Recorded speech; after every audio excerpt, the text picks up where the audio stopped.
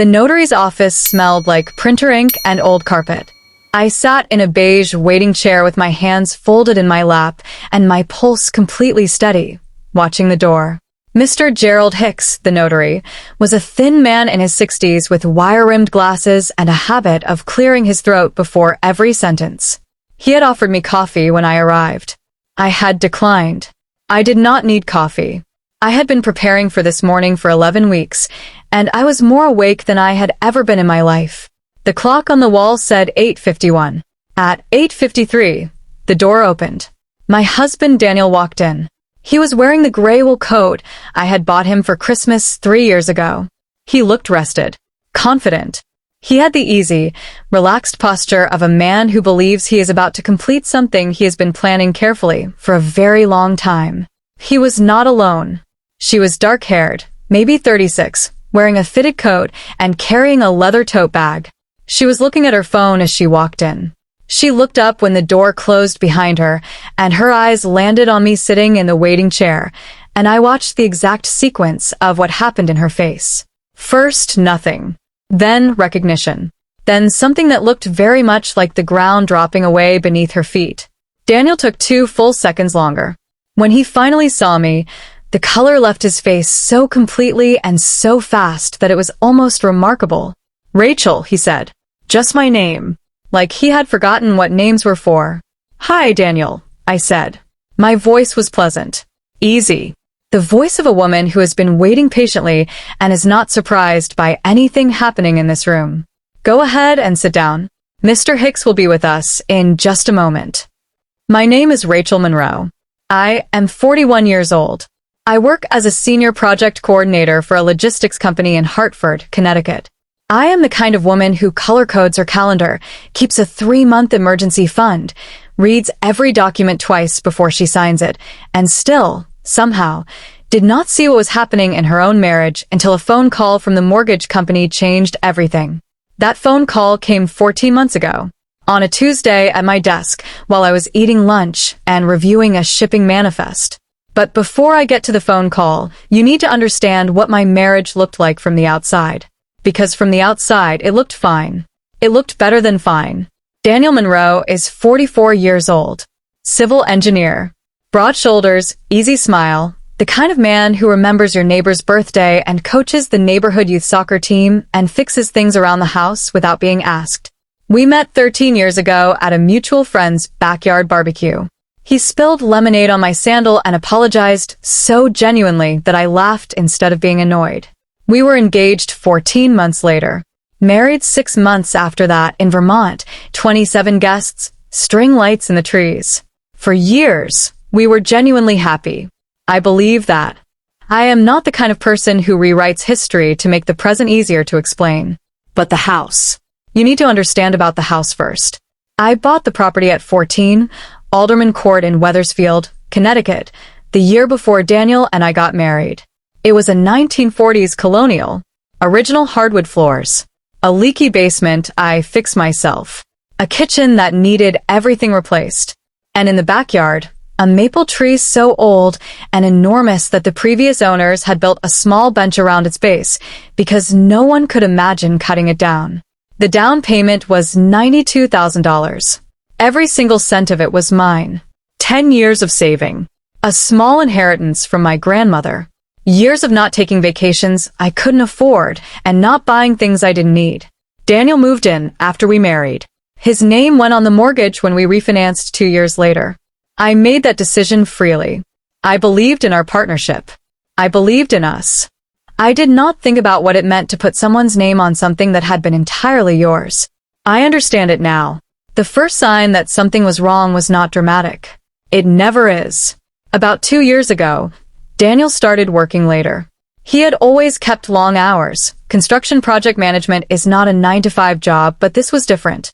He would come home at 9, 10, sometimes 11. When I asked about his projects, his answers were vague in a particular way.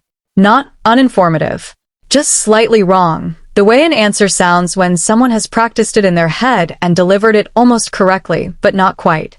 "Long day," he would say. "The Meridian project is behind schedule. You know how it is." I did know how it was. So I told myself that was what it was. He started taking his phone into the bathroom. He started leaving the room to take calls. He started having headaches that lasted full weekends. He started being slightly too attentive with me in a way that felt like a performance, the way a person acts when they are managing guilt by being visibly kind. I noticed. And every single time I noticed, I talked myself out of it. Because he was a good man. Because we had been happy.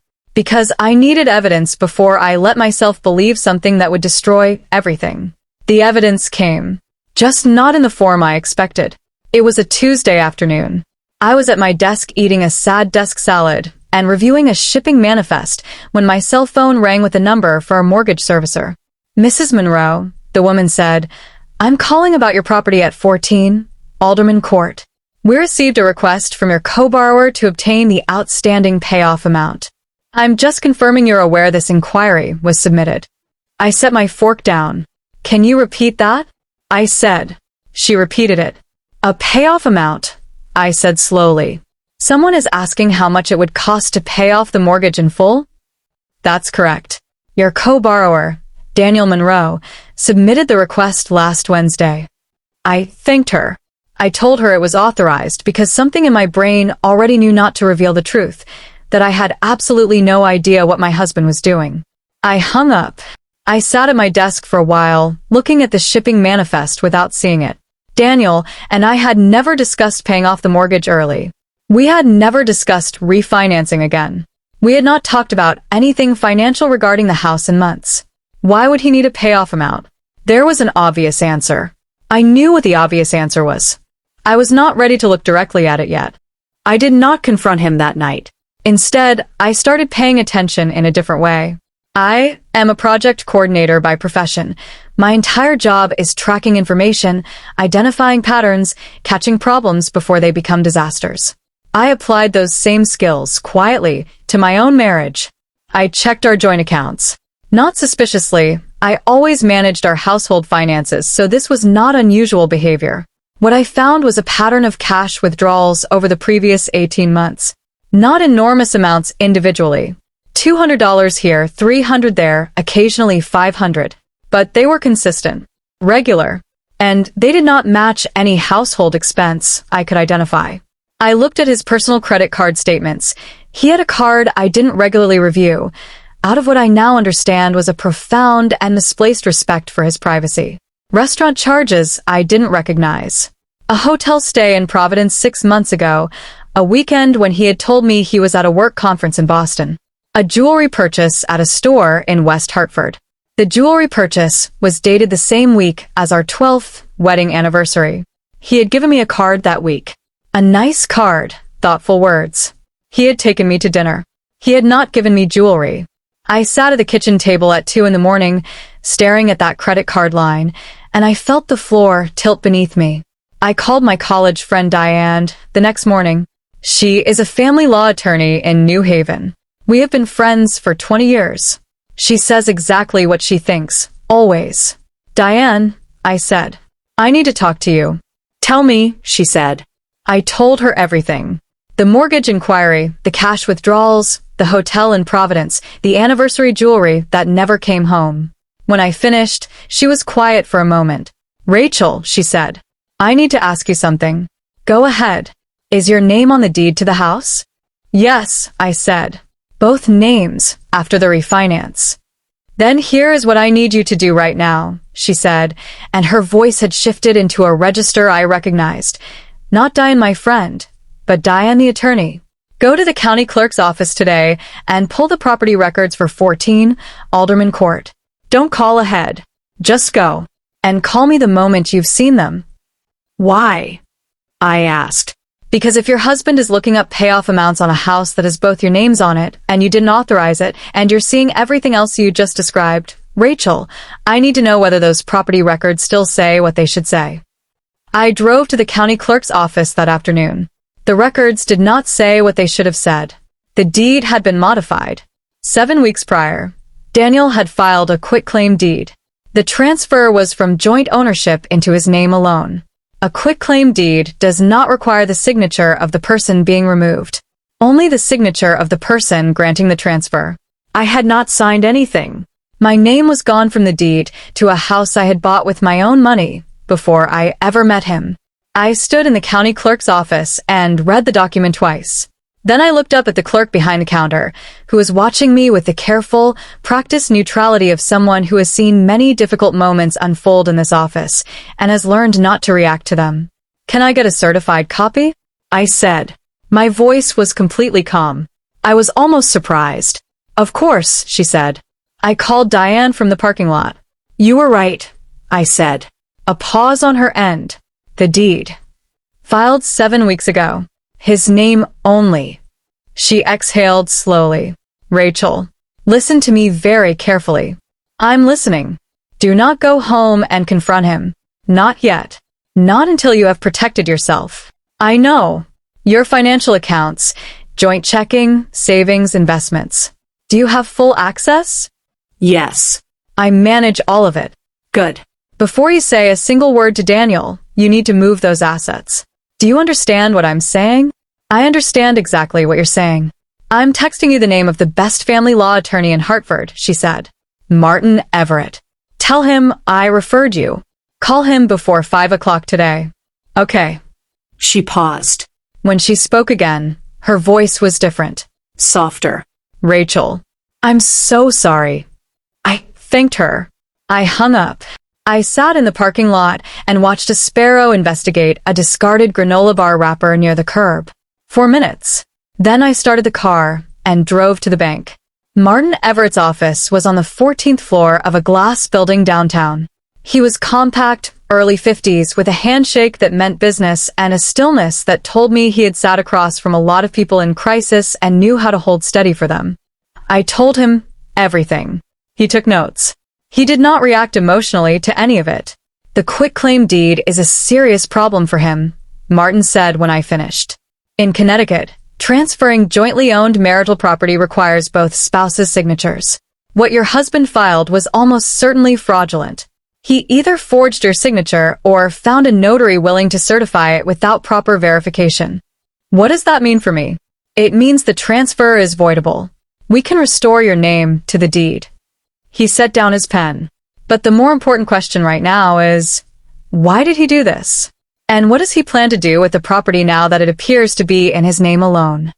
"He's going to transfer it to someone," I said. I said it quietly. Not a guess. A certainty. Martin looked at me steadily. "Do you have reason to believe that?" "I have reason to believe a lot of things," I said. "I don't have all the pieces yet." "Then let's get the pieces," he said. Over the next 3 weeks, I became a different version of myself. I went to work. I came home. I cooked dinner. I asked Daniel about his day and listened to his slightly off, carefully rehearsed answers and smiled and nodded and responded normally. I lay beside him at night and stared at the ceiling and felt the cold spreading through me degree by degree. And during every hour that I was not performing normalcy, I was working. Martin referred me to a forensic accountant named Sandra Park, a quiet woman in her early 50s with short gray hair and rectangular glasses and the calm, precise energy of someone who genuinely loves finding things that other people have tried to hide. She pulled 11 years of financial records. She documented every cash withdrawal, every inconsistency, every transfer. What Sandra found over those 3 weeks was not a small thing.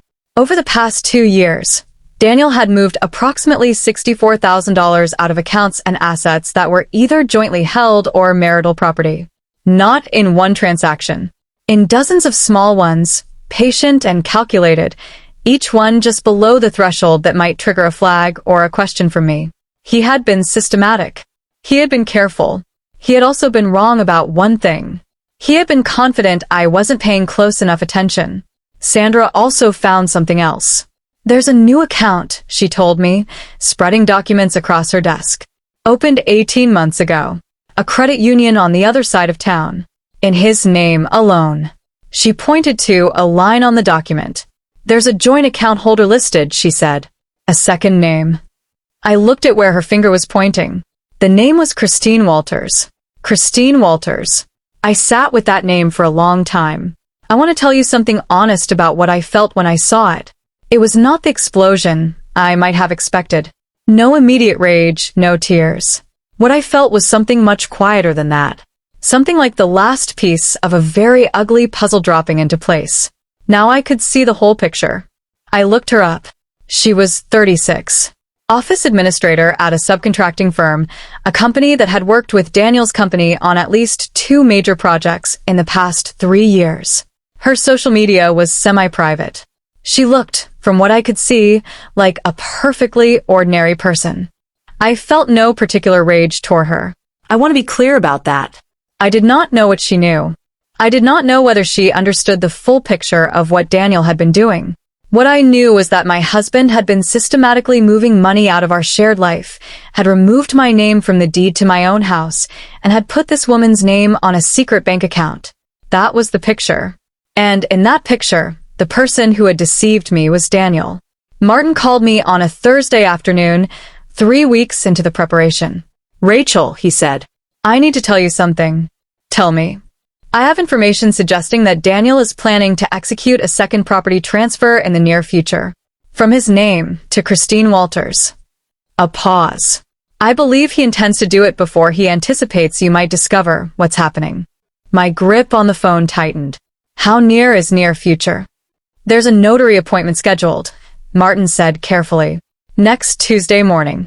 I was quiet for a moment. "Where?" I asked. He read me the address. I wrote it down. I thought about that appointment for a long time. Legally, the cleanest path was simple. File the divorce petition, void the fraudulent deed, place a lease pendens on the property, a legal notice that would block any title transfer while litigation was pending. Let the paperwork do its work. Everything through proper channels. That was the right path. I knew that. But I kept thinking about my grandmother's inheritance sitting in the foundation of that house. I kept thinking about Christine Walters' name on a bank account. I kept thinking about every slightly off answer at the dinner table, every careful, rehearsed explanation delivered with an easy smile.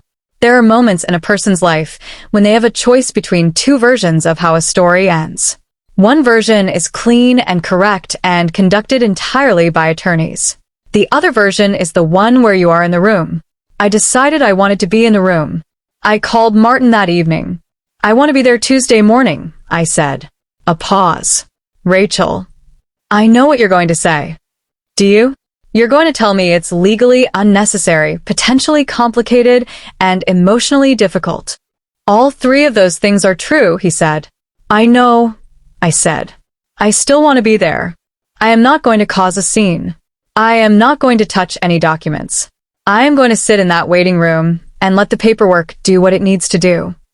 Another pause. Longer this time. "There are 2 documents you'll need to have with you," Martin said finally. "The lease pendens, which I'll file first thing Tuesday morning before 8 o'clock, and the divorce petition, which we'll file simultaneously. Together, those 2 documents make it legally impossible for the transfer to proceed." "I understand, Rachel." His voice was careful. "Are you sure about this?" "I have been preparing for this for 11 weeks, I said. "I am very sure." Tuesday morning was overcast and cold. A gray March day that refused to acknowledge that spring was theoretically coming. I dressed carefully. Dark blazer, flat boots. No jewelry. I left the house at 7:30. Daniel was making coffee in the kitchen. He looked up when I walked through. "Early meeting?" he said. "Yes," I said. "Should be a productive morning." He smiled. "Have a good one." "You too," I said. I kissed him on the cheek. He went back to his coffee. I walked out the front door of the house I had bought with my own money, with my own savings, with my grandmother's inheritance, the house that had my name removed from it by the man drinking coffee in the kitchen, and I drove downtown. I parked 2 blocks away. I sat in the car for a moment and called Martin. "I'm here," I said. "The lease pendens was recorded at 7:52, he said. "Divorce petition filed at 8 o'clock.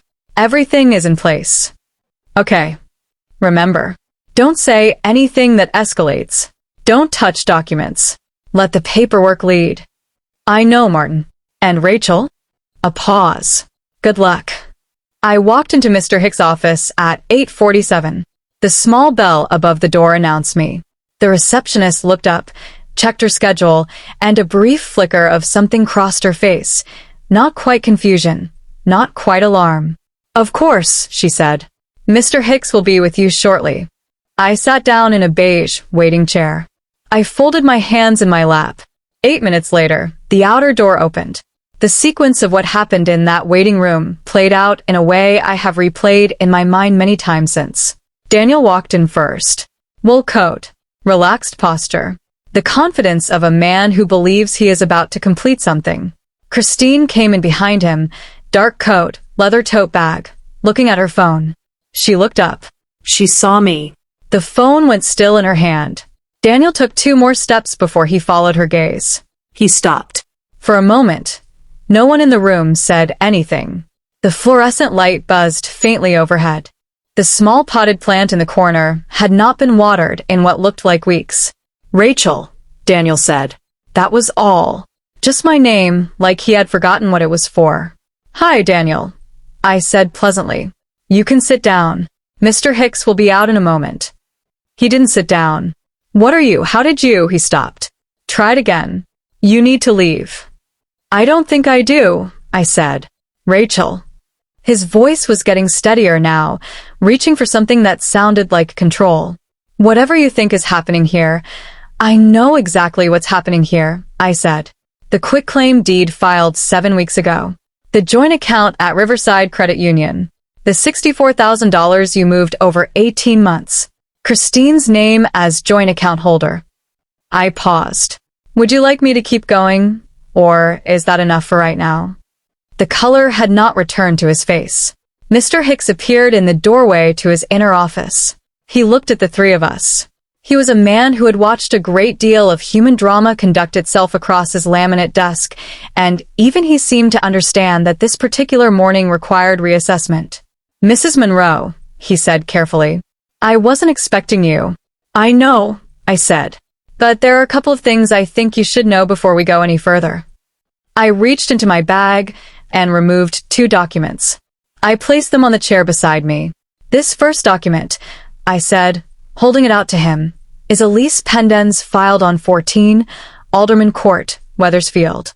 It was recorded with the county at 7:52 this morning. It means the property title is in active litigation, and any transfer executed today will be legally contested.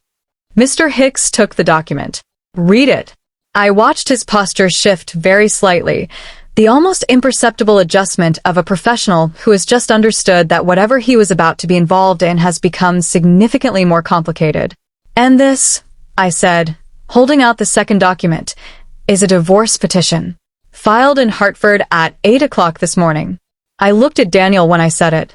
My attorney filed it while you were having your coffee. The silence in that office was complete. Not the ordinary silence of a room between sentences. The other kind. Daniel looked at the divorce petition. He looked at it the way a person looks at something when they understand for the first time that a plan they have been executing carefully for 2 years has collapsed at the finish line.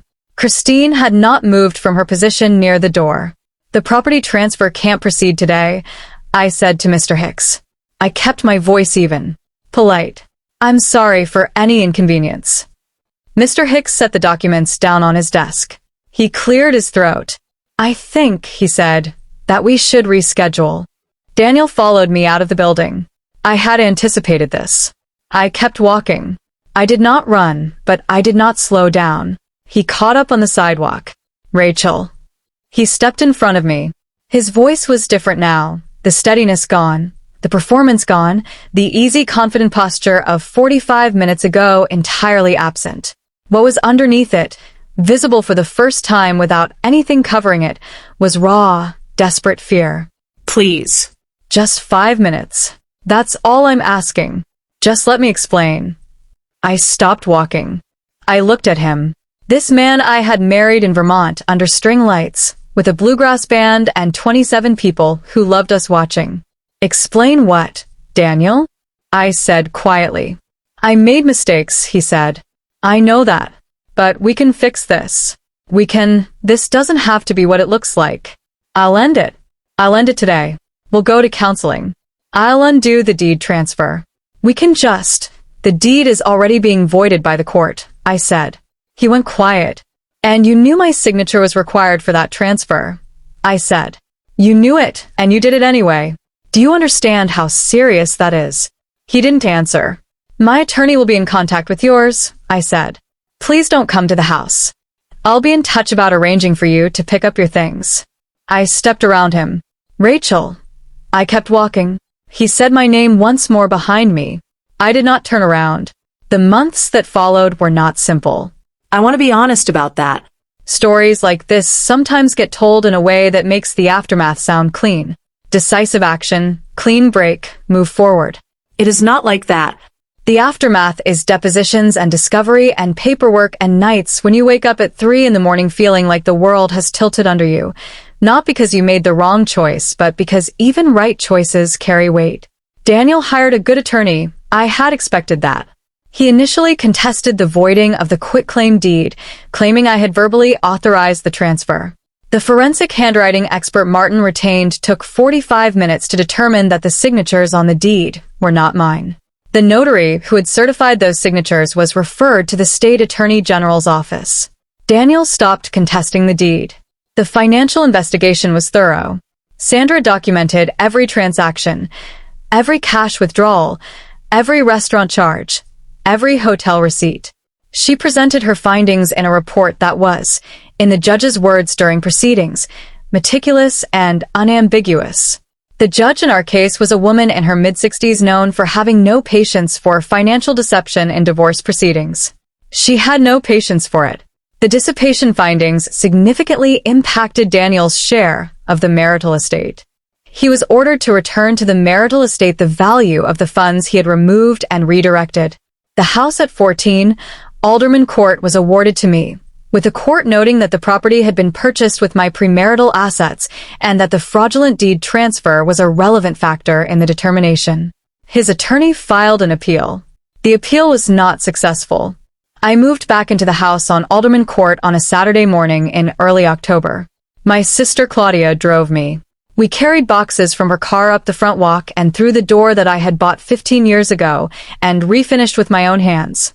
The maple tree in the backyard had turned, its leaves brilliant orange and red in the October light, the way maples do when the season shifts and they become briefly, extravagantly themselves. I set down the first box in the front hallway and stood still for a moment, listening to the house. You okay? Claudia said. Yes, I said. And I was surprised to find that I meant it. We spent the afternoon unpacking. Claudia ordered pizza. We sat on the kitchen floor eating it because the table wasn't set up yet, and she told me about her work and her cat and the new apartment her neighbor was renovating and all the ordinary things that had been continuing in the world while I was conducting the business of reclaiming my life. At one point she looked at me and said, "You seem different." Different how? She thought about it. Less like you're bracing for something, she said. I thought about that for a while after she left. Less like I'm bracing for something. Yes. That was exactly right. For the past 2 years, beneath every ordinary moment, the dinner table conversations, the weekend mornings, the evenings on the couch, I had been bracing, without even fully knowing it, holding myself slightly tense against something I could not name because I had not yet let myself name it. I was not bracing anymore. The day after I moved back, I repainted the living room. I had wanted a different color for 4 years. A warm, deep sage green that I had kept a paint chip of in my desk drawer, looking at it occasionally and then putting it away because Daniel preferred the existing color and it wasn't worth the argument. I bought the paint. I spent a Sunday afternoon with music playing and the windows open, painting. I got paint on my forearms and on the drop cloth and somehow on my left elbow. When I finished the first wall and stepped back to look at it, I felt something I had not felt in a long time. Something simple and uncomplicated. The feeling of a room becoming yours. I finished the whole room that afternoon. Then I stood in the doorway looking at it in the fading afternoon light, paint-stained and tired, and I thought about the person who had stood in that room for years looking at a color she didn't choose, and I felt a very specific kind of grief for her. Not guilt. Not anger. Just grief. And then I went and washed the paint off my arms and made dinner and ate it at my own table in my own house and went to sleep in my own bed and slept for the first time in what felt like years without waking at 3 a.m. My mother called me the week I moved back in. She calls every morning. She has called every morning since I told her what was happening, a habit she did not break even once in the months between. She never says much. She asks how I slept, whether I've eaten, what the day holds. Small questions. But they are there every morning without fail, and I have come to understand that this is her way of saying something she does not know how to say directly. On the morning after I moved back, she called at 7:30 as always. How did it feel, she asked, being back? Good, I said. Really good. A pause. Rachel, she said, I want you to know something. Okay. When your father and I got married, his mother told me that a wife puts her husband first and trusts him completely and does not ask questions about money. She paused again. I followed that advice for 40 years. And then your father died, and I spent 18 months learning things about our finances that I should have known for decades. I didn't say anything. I knew this story. I had watched it. The difference between you and me, she said, is that you paid attention when it still mattered. You caught it. You protected yourself. Another pause. I was not able to do that, and I spent years wondering whether it was my fault that I wasn't able to. Mom, let me finish. Her voice was steady. It was not my fault, and what happened to you was not your fault. The fault belongs to the person who deceived you. That is where it belongs, and that is where it should stay. I sat at the kitchen table in my sage green living room with my coffee getting cold and the maple tree visible through the window, already beginning to lose its October leaves. Thank you, I said. Now eat breakfast, she said. You never eat enough. There are things people say to you when you go through something like this that are meant to help and land somewhere just next to help. They say, at least you found out in time. And they mean well, and they are right, and also, I want to be honest about this, the margin was not large. The phone call from the mortgage servicer came on a Tuesday afternoon. A single person at a mortgage company, following a standard protocol, calling to confirm authorization for an inquiry. If she had not made that call, if I had not answered it, if I had been in a meeting or on another call, or if she had decided to send an email instead that went into a folder I checked infrequently, the sequence would have been different. Daniel would have had another few weeks. The transfer to Christine Walters would have been completed. I would have been fighting to reclaim something that had already changed hands. I think about that sometimes. The sparrow investigating the granola bar wrapper while I sat in the parking lot and made my list of 4 things. The 4 minutes. How much turned on 4 minutes? I want to tell you about Sandra one more time, because she deserves it. The day she brought me her final report, the full documentation of everything Daniel had moved and where it had gone, and when she sat across from me in her office and slid the binder across the desk. I opened it, looked at the first page, looked at the numbers. He was very careful, I said. He was, she said. Not careful enough, but careful. I closed the binder, looked at her. How do you do this work? I asked. How do you spend your days finding the things people have hidden from people they were supposed to love? She considered this. Someone has to, she said simply. And I'm good at it. I nodded. Also, she said, and there was something almost warm in her voice, there is a specific satisfaction in handing a binder like that one to someone sitting where you're sitting. Someone who did everything right and still almost got taken. Seeing the expression on their face when they understand that the paper trail is complete and undeniable and in their favor. She paused. That does not get old. I looked at the binder on the desk between us. Thank you, I said. Don't thank me, she said. You found the first thread. You went to the county clerk's office. You called the right people in the right order. I just followed what you'd already started. Martin sent me a brief text message the morning the appeal was denied. Asterisk appeal denied. Property is yours. Congratulations. Asterisk I read it at my desk at work. I read it twice. Then I put my phone in my drawer and went back to my shipping manifest and finished the morning's work before I let myself feel anything about it. At lunch, I went outside and sat on a bench near the parking lot and called Diane. It's done, I said. I know, she said. Martin told me. It's really done. It's really done, she agreed. I sat on the bench for a moment, watching pigeons congregate around someone's dropped sandwich wrapper 20 feet away. Diane, I said. Yes. Thank you for telling me to go to the county clerk's office. A pause. Rachel, you would have gotten there on your own. Maybe not as fast, but you would have gotten there. Maybe, I said. Definitely, she said. You are the most stubborn person I know. You would have gotten there. I laughed. It came out a little strange, a little rough, like something that had been waiting a while to get out. But it was real. It is spring now. The maple tree in the backyard has come back fully, the bench around its base half hidden in new grass. I had the tree pruned in March. My neighbor Frank recommended someone, a quiet older man who came on a Wednesday morning and spent 4 hours in the tree with practiced, careful movements, removing what needed removing so the structure underneath could be healthy. I watched him work from the kitchen window. There is something I have learned this past year about the structures of things, about what holds up and what is not, and how you can live inside something for a long time without understanding what is actually holding it together. My marriage held up for years on the structure of what I wanted to see rather than what was there. The structure of a man I believed was who he appeared to be. The structure of a partnership I had invested in so completely that I mistook the investment for evidence. What I know now that I did not know before: investment is not evidence. Time is not evidence. The fact that something has been true does not mean it will remain true. These are the kinds of things that seem obvious until you are the one who has built 11 years on the assumption that they do not require examination. I examine things now. I look at what is there rather than what I want to be there. Not from fear, but from clarity. There is an enormous difference between the two, and I spent too many years confusing them. I am going to tell you one more thing because I think it is the most important thing.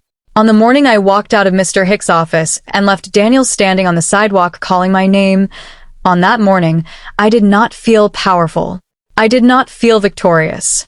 I did not feel anything that looks, from the outside, like winning. What I felt was grief. Clean, specific grief.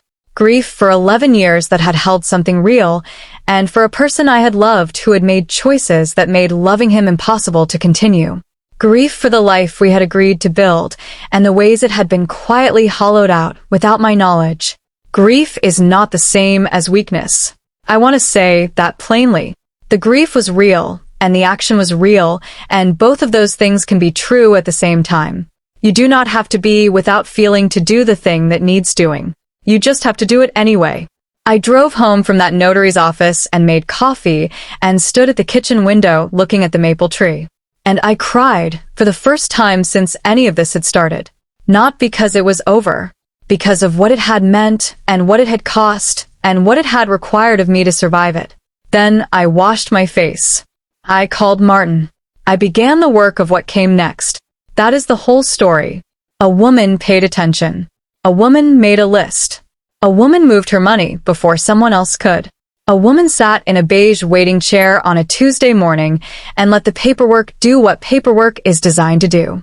A woman walked back into her own house in October with the deed in her name and the maple tree turning gold in the backyard, and she painted the living room a color she had wanted for 4 years, and she ate her dinner at her own table, and she slept.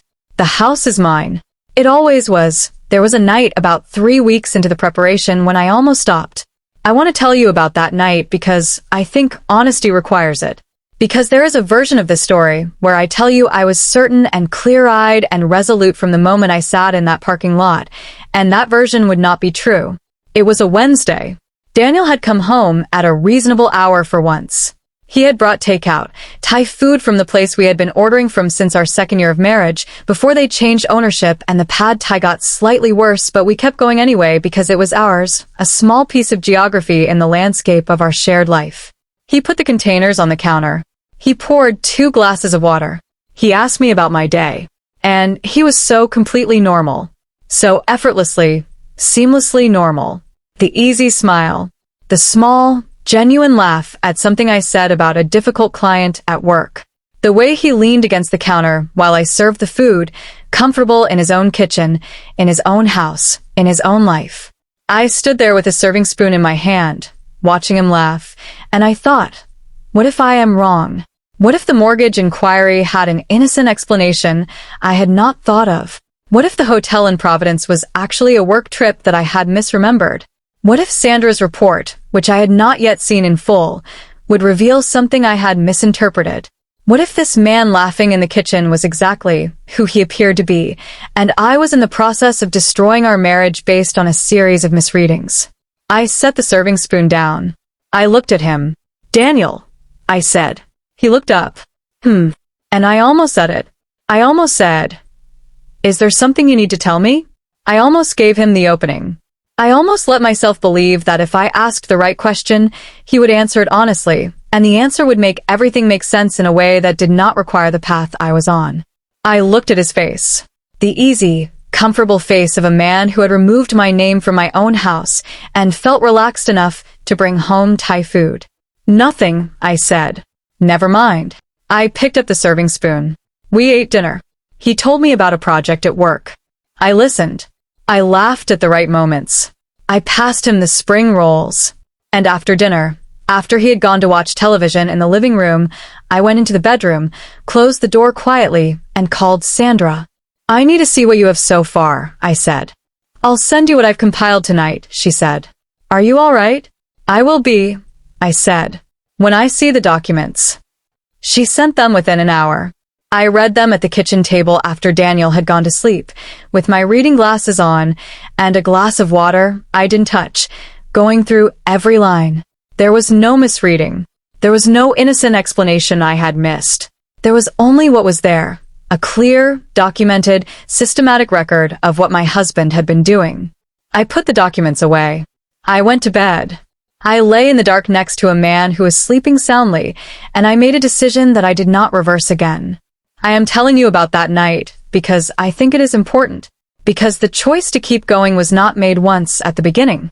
It was made again on that Wednesday night, and it was harder than the first time. That is the one they do not tell you about. Not the initial decision, which comes in a parking lot on a surge of cold clarity. The second decision, which comes in a kitchen at midnight with Thai food containers still in the trash and a man asleep in your bed, when everything in you wants to find a reason to stop. I did not find a reason to stop. I am glad. I want to tell you something about Diane because she was present in this story in ways that do not show up in the sequence of events. Diane and I have been friends since we were 20 years old. We lived on the same floor of a dormitory our sophomore year. We stayed up talking until 3 in the morning about things that felt enormous at 20 and occasionally still feel enormous now. We have been through her 2 serious relationships that ended badly, my one that ended very badly, both our father's health crises, her bar exam, my first promotion, several cross-country moves and cross-country visits, and more phone calls than either of us could count. When I called her the morning after the mortgage servicer's call, I called her because she was a family law attorney. But I stayed on the phone with her for an hour that morning because she is Diane. She called me every week throughout the 11 months it took to resolve everything.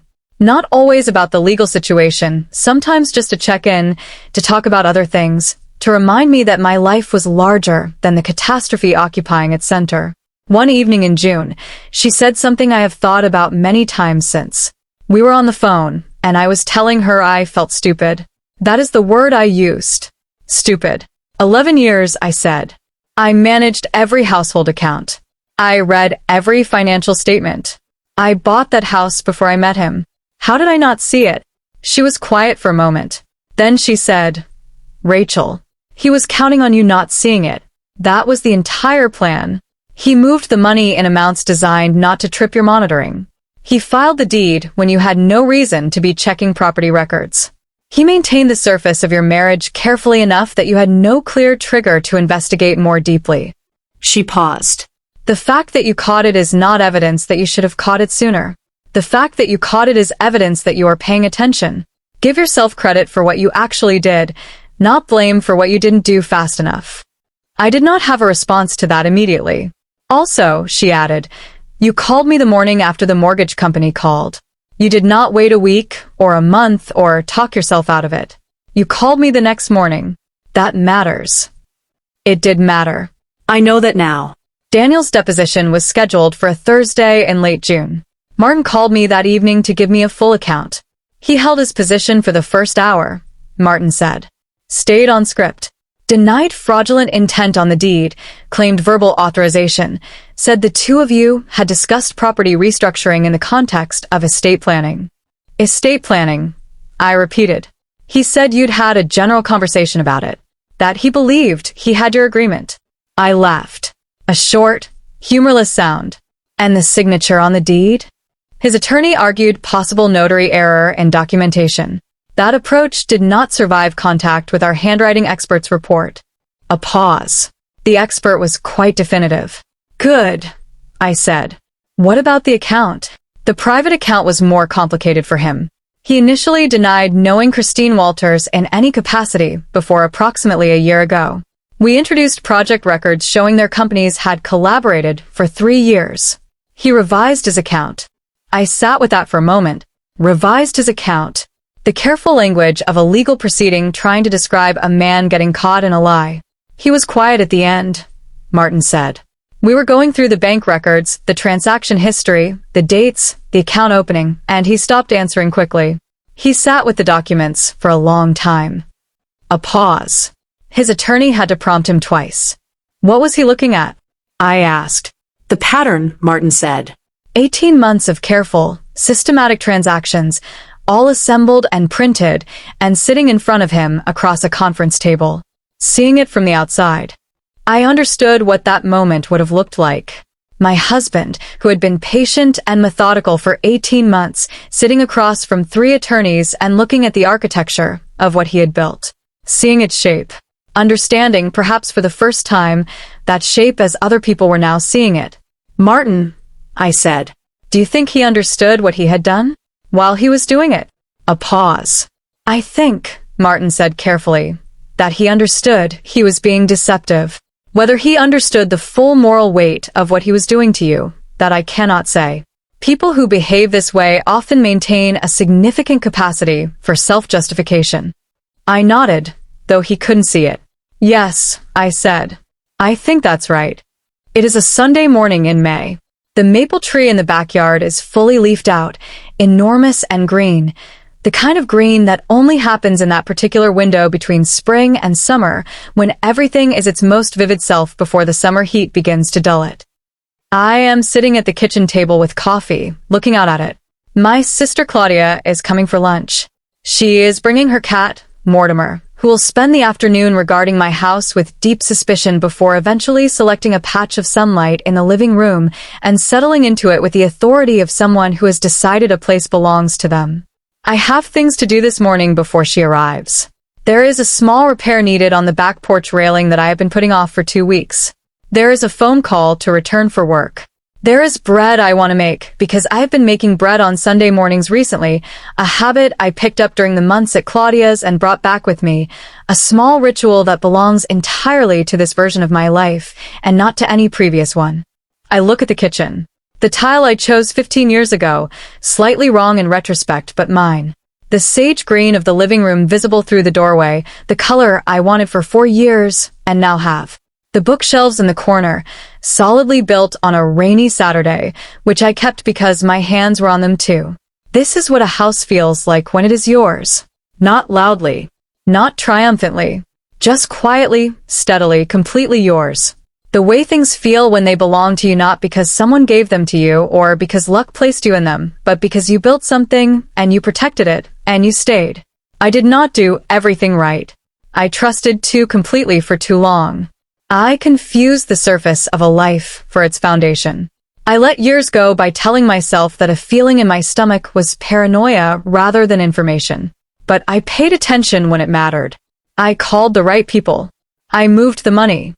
I sat in a beige waiting chair on a Tuesday morning and let the paperwork do its work. I walked back into my own house in October with my name on the deed and a can of sage green paint, and I started again. The maple tree has been here longer than I have. It will be here after I am gone. Every spring it comes back exactly as it was, old and rooted and completely itself, unconcerned with the human dramas that have played out in its shade. I find that steadying. I finish my coffee. I go to make the bread. There is one more thing I need to tell you. After everything was resolved, the deed in my name, the appeal denied, the settlement signed, there was a phone number I looked at for several days without calling. It was Christine Walters' number. I had found it during the discovery process. It had been sitting in a document on my laptop for 2 months. I thought about calling her. Not to confront her. Not to accuse her. I genuinely do not know, to this day, the full extent of what she knew about what Daniel was doing. I do not know whether she knew whose money was in that joint account, or whose name had been on the house he was planning to give her. I do not know whether she was a knowing participant in something that was done to me, or whether she was also, in some way, being deceived. I thought about calling her and asking. I thought about it for several days. And then I decided not to, because there was nothing in that conversation that would change what had happened or what was still true. The property records were corrected. The financial findings were documented. The divorce was final.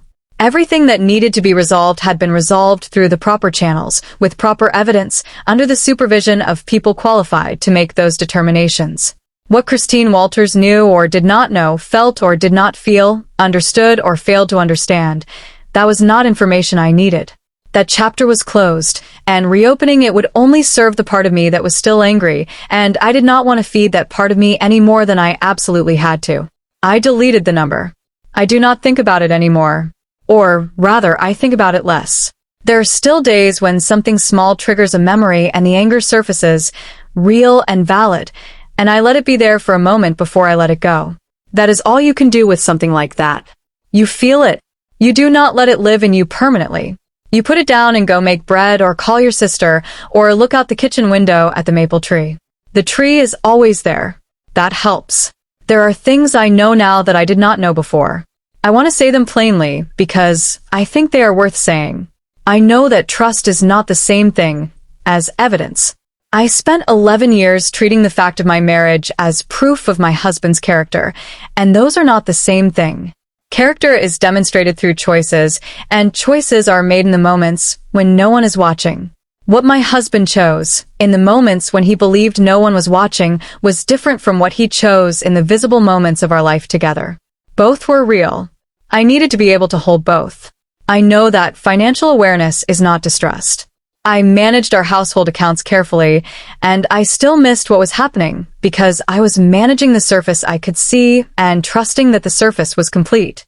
It was not complete. Managing your finances, knowing your own accounts, understanding the assets attached to your name, this is not paranoia or suspicion. It is basic self-knowledge. I will never again mistake the two. I know that when a feeling in your stomach persists, the low, quiet hum that has no clear source, it is worth examining. Not immediately catastrophizing. Not ignoring. Examining. Asking what it is. Following the thread to see where it leads. The feeling in my stomach had been there for 2 years before I let myself follow it seriously. I lost 2 years. I also, because of where I was when I finally followed it, caught what needed to be caught in time. I know that the most useful thing I did, in the weeks between the parking lot and the notary's office, was not any single action. It was the decision not to speak before I was ready. Not to confront before I had documented. Not to give Daniel the opportunity to explain things away before I knew enough that no explanation could reach me. That restraint was the hardest part. Every instinct in me wanted to ask him directly, to give him the chance to tell me I was wrong. I did not. And because I did not, I walked into that notary's office with everything I needed. And I know this, most of all, a woman who pays attention to what is actually in front of her, rather than what she wants to be there, is not a suspicious woman or a cold woman or a woman who has given up on love. She is a woman who sees clearly. That is not a small thing to be. The house is mine. The maple tree is blooming. The living room is the right color. I am still here.